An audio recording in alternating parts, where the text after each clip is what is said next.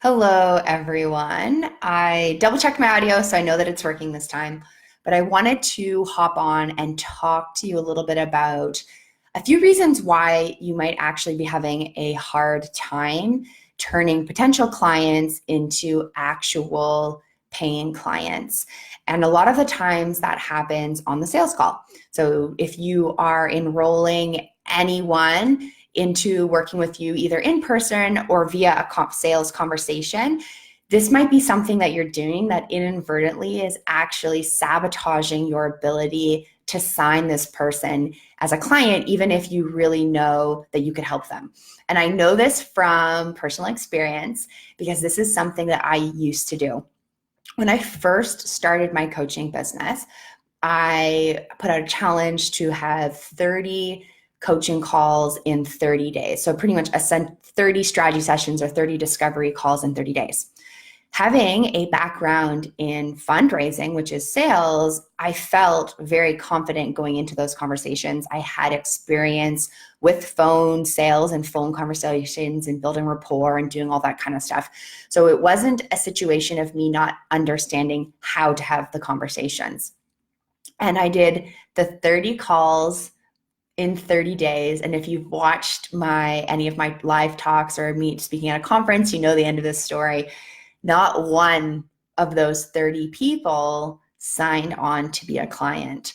And for me, that was a really big blow. It really made me question, am I cut out for this? Maybe I don't have what it takes to be a coach. What if all of these people were just proof, and them saying no is proof that I'm not actually meant to run my own coaching business? And I kind of spiraled down that for a little bit. Luckily, I stopped. And what I really did is I said, okay, what am I doing on these calls? And I was talking with my own business coach at the time and kind of looking at what am I doing? Because the process in the system, I know it works. So there's something that I'm doing on that call that is making it so that people are not enrolling with me. And this is the thing that you might also be doing if you do find that you're talking to a lot of people that you think are your ideal client and you really could easily work with them, but they're not working with you because of price or because they don't think they have the time or because, they want to think about it or talk with their partner, whatever it is, whatever the reason they're saying no, it doesn't really matter because it still might be because of this. And what it is we are inadvertently sabotaging ourselves in the conversation, whether it be in person or whether it be on the phone. And a lot of the times what's happening is because we feel so insecure in whatever way. It could be you're feeling insecure because you don't like sales and you don't want to come across as pushy. It could be if you are a coach or a consultant or someone that offers a service that is really service. It could be that because you don't want to have to explain your value. And what if someone questions the value? What if someone says, oh my goodness, why would I pay $5,000 to work with you? That seems absurd. What do you know? And so what happens is we really get into our own heads, and that comes out in our conversations with people. Even if we don't explicitly say it, it's our actions that are sabotaging us. So when I go back to my example of having those 30 calls and not having anyone sign up, what it was I was doing one of two things. And sometimes I was doing both things on every call. One, I was overcompensating because I felt so insecure in my own self-worth and the value that I was offering. And I say that meaning I knew that I was a really good coach. And I knew that if someone were to work with me, that they would get a lot of value.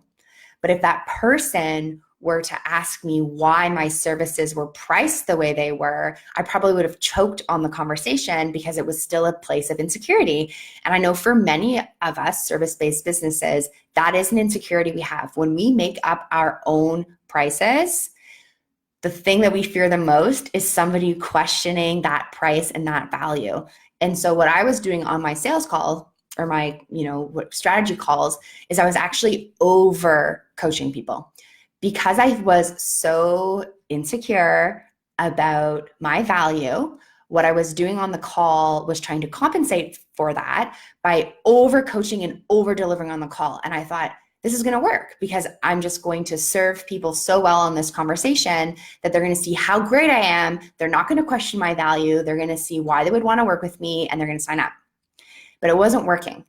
And the reason it wasn't working was because what I was doing with coaching them and giving them tips and strategies and all that kind of stuff was I was giving them a Band-Aid solution to their problem. So while I thought that I was demonstrating my value and my worth because I had this deep-seated insecurity that I was trying to compensate for, what I was actually doing is creating a false sense of, oh, my problem has been solved in my potential clients.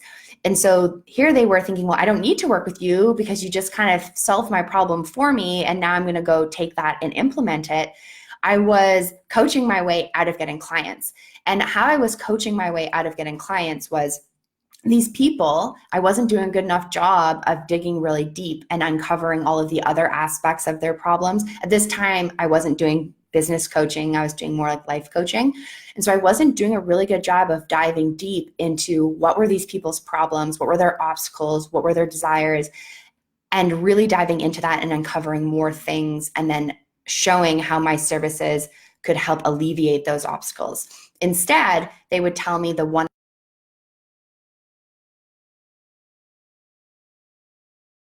worth and my value. Okay, cool. Well, you've solved my problem. I don't need you anymore. And why this was not beneficial is obviously wasn't beneficial to me, but why it also wasn't beneficial to these people I was talking to was I wasn't actually solving their problem. You can't solve a problem on one conversation or through one call. There's a lot of deep stuff there that's really preventing us from moving forward on our goals. So because I was so insecure, I was over coaching, over delivering, over compensating. And that was a reason why people weren't saying yes to me. Another reason was I actually had an upspeak. A lot of us, especially as women, when we get nervous or anxious, we end sentences as questions instead of statements.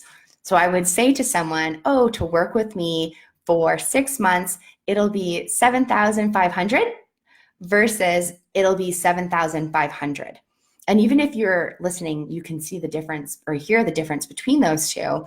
One is a not confident question versus a statement. And that little difference in your tone of voice can actually make a huge impact on how your potential client receives your price. And all of a sudden, it's a question versus a statement.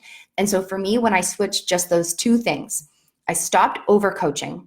And instead, I started uncovering more issues and obstacles. So then that way, even if the person didn't work with me, they still left the conversation having a better idea of the full scope of things that they would need to improve or work on to get to their goal versus them thinking that their problem had two obstacles and then just giving them the solutions to those two obstacles.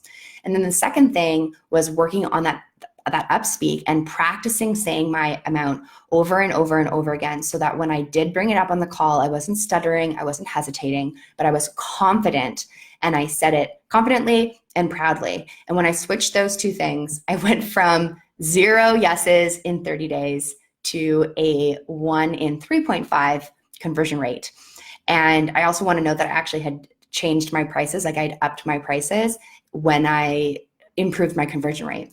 And so for you, if you really are finding that you're having a hard time converting potential clients into actual paying clients, I want you to just look at what are some of the things that maybe you're doing in a sales conversation that's sabotaging yourself. Are you overcomplicating it? Are you over-explaining yourself? Are you giving too much information? Again, those are all signs of insecurity. If you feel insecure, you're going to overcompensate for that insecurity. Money mindset. Are you giving people discounts or offering people discounts just because they're pausing after you say the price, even though they haven't brought up money being an issue at all? Or if they bring up, oh, I'm not sure if I can afford this, you go right to discounting your price. If you're doing those types of things, those things are actually forms of self-sabotage. So the best way to do it is, again, just practice that conversation, go back and forth with a friend or with a coach or something like that to really get feedback. Practice saying your amount and get curious as to where maybe in your sales process or conversation are your insecurities and limiting beliefs sabotaging your ability to sign clients. So as always, I hope that you enjoyed today's video. Let me know if you need help on this topic. and I will talk with you soon. Bye.